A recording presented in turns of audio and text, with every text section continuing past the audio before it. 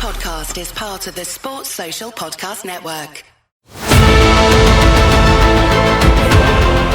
You're listening to Saucepans and Sidesteps.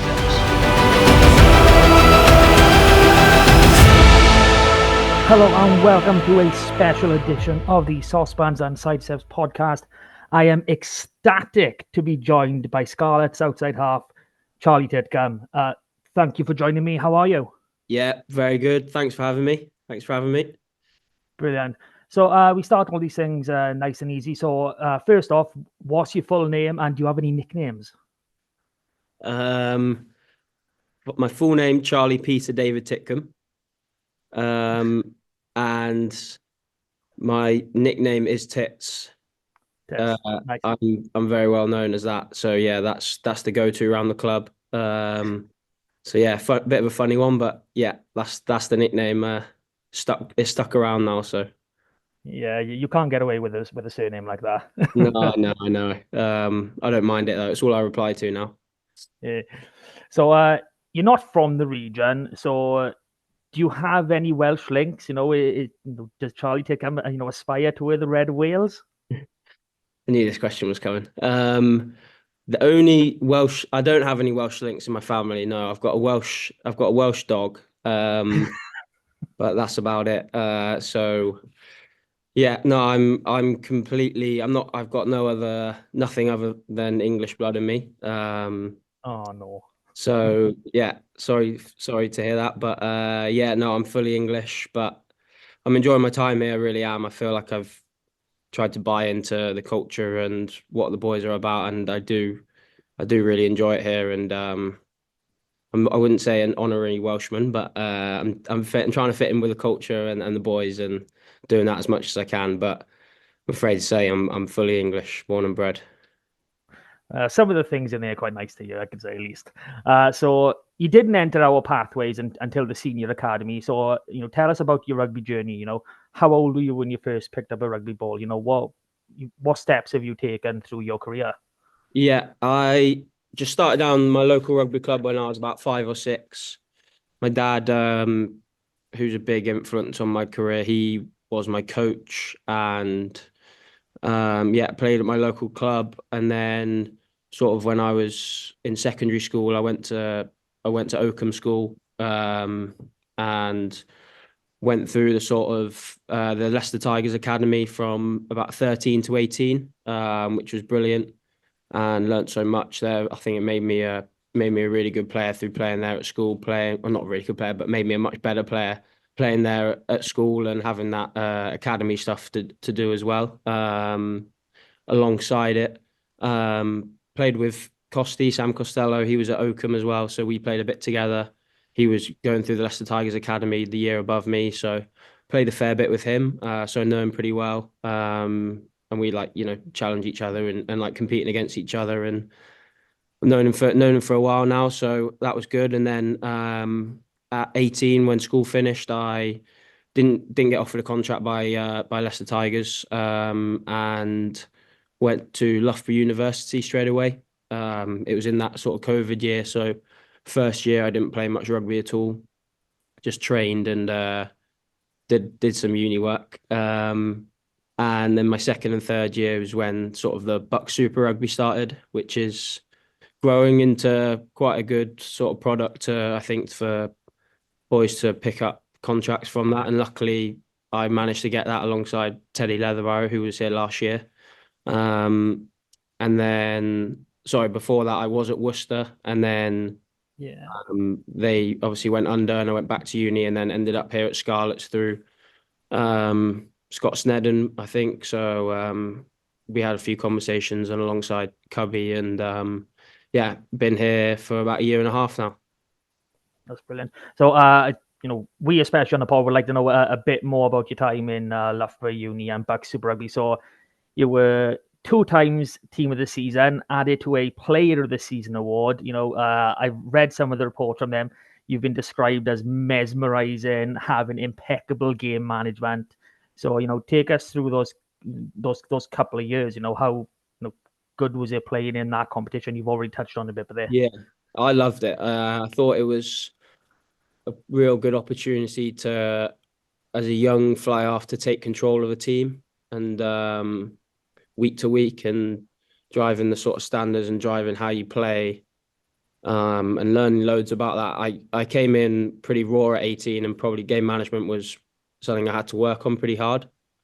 And thanks to the coaches and Scott there and a couple other coaches, I think that really turned into one of my strengths at Loughborough. It was a big part of our game, the sort of kicking game and trying to force pressure on other teams. So I really enjoyed it from that point of view. So I had a big hand to play in that alongside a couple other boys. So yeah, that was really good.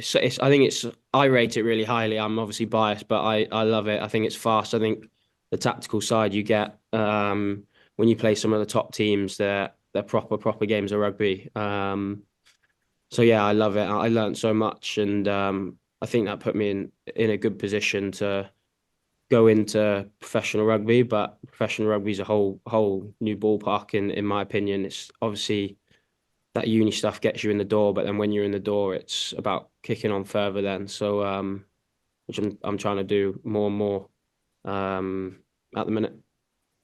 Yeah. I'm a big fan of Bucs Super Rugby. You know, anything to get a bit of extra rugby into the week. You know, those Wednesday night games. It's good to watch. You know, keep yourself busy and all that. So that kind of brings us up to the here and now. So I know you said you're enjoying your time here. So how are you finding your life here in West Wales in general? Now, did anyone at the club sort of take you under their wing? I am enjoying it. Like I said earlier, I came with Teddy last year who's one of my best friends from uni, and he obviously went really well last year. So I lived with him last year, so that was nice to have that sort of connection coming in. But I feel like I got on with the boys straight away. Like there's obviously a few that I'm closer with, and I feel like this year I've got even closer to them. I live with Sam and Harry O'Connor just down the road, so that's good fun. We take the mick out of each other on a regular basis, so that's good. And then I've got like a close group of mates, but I think we're all very close, you know, from the young boys to the oldest boys. So like I really enjoy the environment. I think that's a big reason why we've been a lot better this year than what we were last season. So anyone take me under their wing? I wouldn't say so. No. I think they more try to come after me rather than try and give me a arm around me. Yeah. Okay. I've got to ask now. You know, you're a fly half. You shouted at people. How did you end up in a living arrangement with two front rowers? Come on. Yeah, I know. I don't know. It was just convenient. You know, one of the boys was moving out. I was moving in. So yeah, standard really. I shout at them on the pitch. I try and control things in the house situation, but they don't give much. They don't listen to me too much. But no, I'm enjoying it. They're good lads. That's good to hear. Good to hear. So let's talk a little bit of rugby then. So we'll start with Carmarthen Quins. You know, last season, you formed a pretty formidable halfback partnership with Archie Hughes here, winning the vast majority of the games you played in what wasn't a great season for Quins overall. So, very similar theme this year. So you started, I think, away to Bridgend, won that game. Yeah. You then played again against Llandovery in one of the Christmas derbies. So Quins lose by 30 points in the first leg.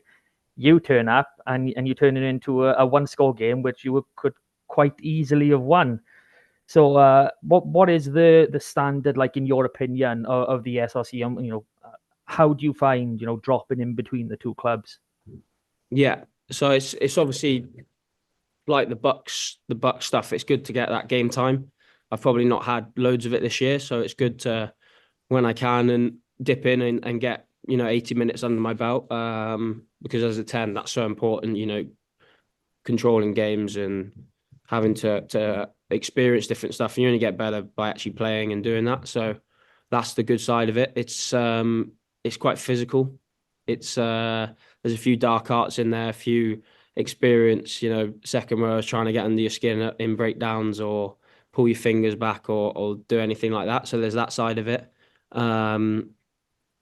It is a bit slower than the URC or what Europe is. But like, I think, it's the same game. It's just a different level. And if I'm aspiring to come and be a first choice and play every week for Scarlets in the URC and in Europe, and you've got to be the best player on the pitch when you go and play for Quins, or when the boys go play for Drovers. So that's something that we speak about, and I try and do my best. Archie was on fire last year when he was playing. I didn't have to do too much, so I could just kick at the goal, and he would run the team the rest of it. So that was nice. But no, it's good fun. I've played a bit with Gabe McDonald this year as well for Quins, who's going really well. He's getting a lot better as well. So I think it's important as a young player to get that game time, and I love winning, so it doesn't matter where I'm playing. I get stuck into both. Yeah, I love hearing that. That's brilliant. So, for those that haven't had the luxury of watching you play, how would you describe your game? What type of 10 are you? Yeah, I wouldn't be like a Johan Lloyd type 10 in terms of, he's obviously electric with ball in hand, can beat people for fun and make line breaks and stuff like that. I'd probably be a bit more towards the game management and trying to control a team and doing the basics well, kicking, running and passing at the right times and making good decisions around there.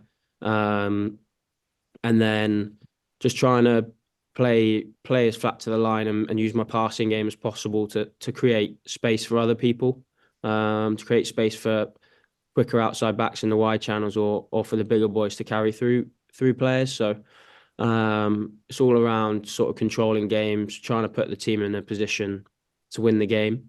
And then from like an attacking sense, I guess, not being that pivot, but being that guy who can create space and sort of holes for other people to exploit. I'm not the quickest. I'm probably not the best at making line breaks. I don't make a lot of them. So if I can put the ball in the hands of other people that can do that, then that's what I'll do. So those are probably the two areas that I'd say are sort of the cornerstone of my game. Yeah. So one thing I enjoyed watching last season, especially when we managed to get you on the pitch in front of the cameras as well, were those spiral bombs you put up. I mean, Yeah. they are a thing of beauty. I mean, it's a very underrated skill. It's not something we really see much anymore in the professional game. So, is that something you're going to try and bring back once you get some game time? It's a tough one. I think one of the big things actually on that is in the URC you do get punished for poor kicks. You can see it. You get punished straight away. So there's a little bit more risk in those spiral bombs if you're kicking them long or slicing them. So I think there's a time and place for it. I'll try when I can, and it's obviously hanging to be under. But we've got great wingers here. I don't need to do that really. Just let Rog and Ellis Me go and get them back for us. But no, it was a big part of my game at university. I've probably not done it as much just from, I don't know why. I've done it a bit at Quins, but not so much when I've been on the pitch for Scarlets. Not yet, anyway. Not yet. That's what I like to hear. Okay, so you're in the Scarlets are quite rare in the fact that the oldest fly half in the squad is 24 years old. So all incredibly young, all incredibly talented. So you spoke a little bit about Sam earlier, knowing him in school. So what is it like playing and training with Sam? What difficulty there must be, like a 5-6 year gap in between the school years and coming year. So what was that like? What was the differences that you noticed between me and Sam? Yeah. Well, Sam. That's a good question. I remember at school, it seemed like he was very like beyond his years in terms of how he could take hold of games. Like at school, he could dominate games from a young age. And he's got a really good head on his shoulders in terms of, I think similarly to me in terms of that decision making around momentum and when to kick and when to run and stuff like that. I think that's probably one of the best parts of his game. But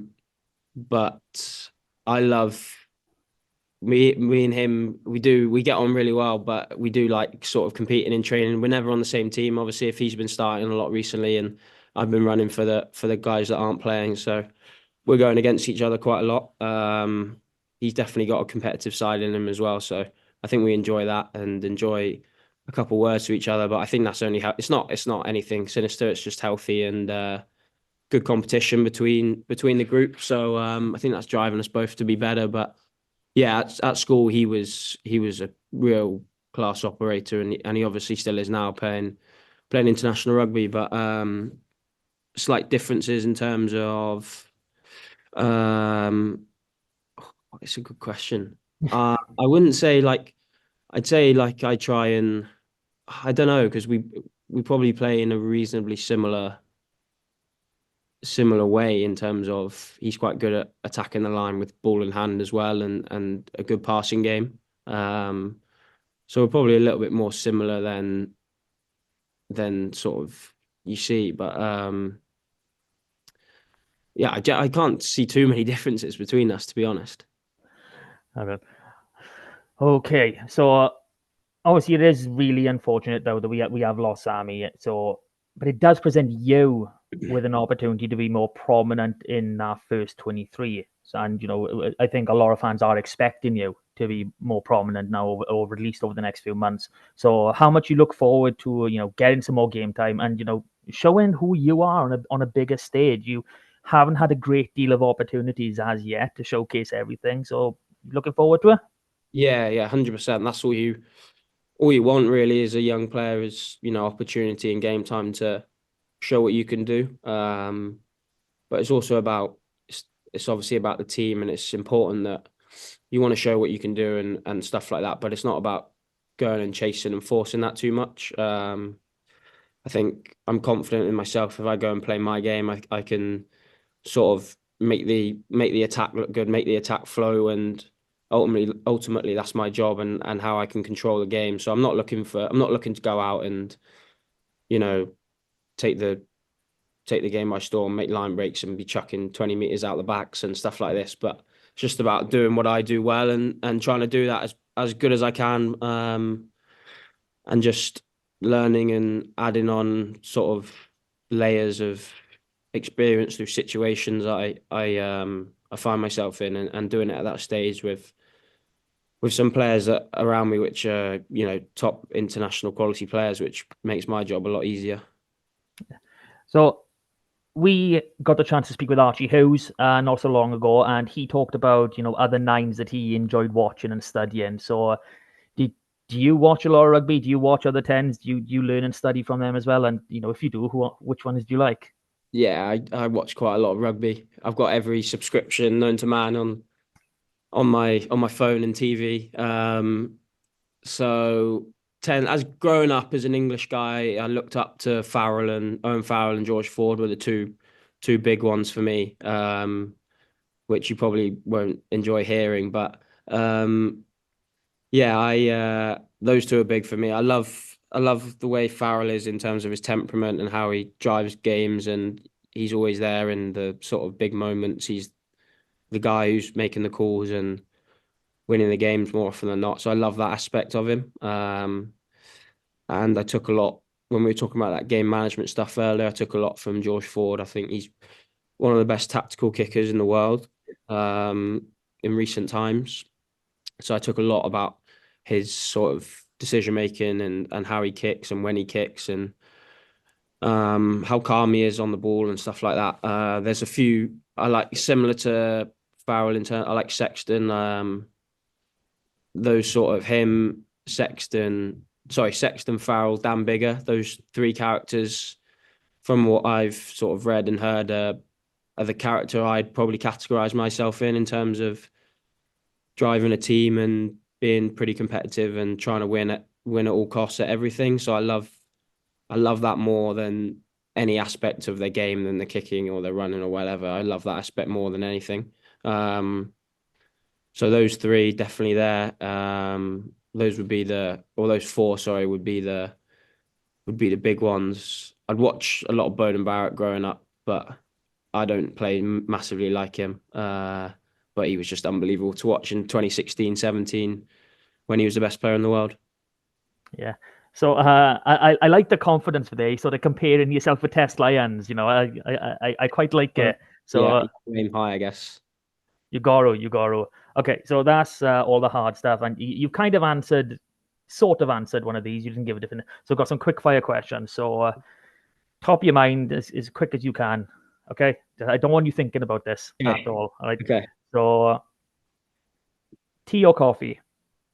Coffee. Early bird or night owl? Early bird. Up and under or crash ball? Up and under. Favorite player growing up? Farrell. If you could have any superpower, what would it be? The ability to read minds. Ooh. If you could be any animal, what would you be? I'd probably be a dog. Okay. I don't know. You take quick fire. Okay. Any pre-match superstitions? No.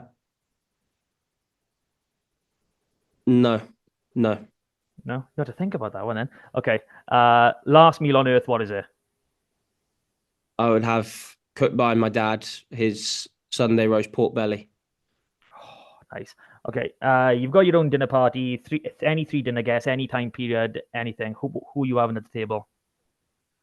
Michael Jordan, definitely. Tiger Woods and Jurgen Klopp. Wow, that's an interesting table to say the least. Okay, that's all my questions answered, Charlie. Thank you very much for joining me. To all our listeners, I hope you enjoyed this. If you have, please like, share, subscribe, follow. We'd love to bring you more content like this. So, Charlie, thank you for joining me. Until next time, bye for now. Thank you very much. Cheers for having me. That was Saucepans and Sidesteps. Please rate, review and share on socials if you can, and join us again next week for more of the same. And until then, enjoy your rugby.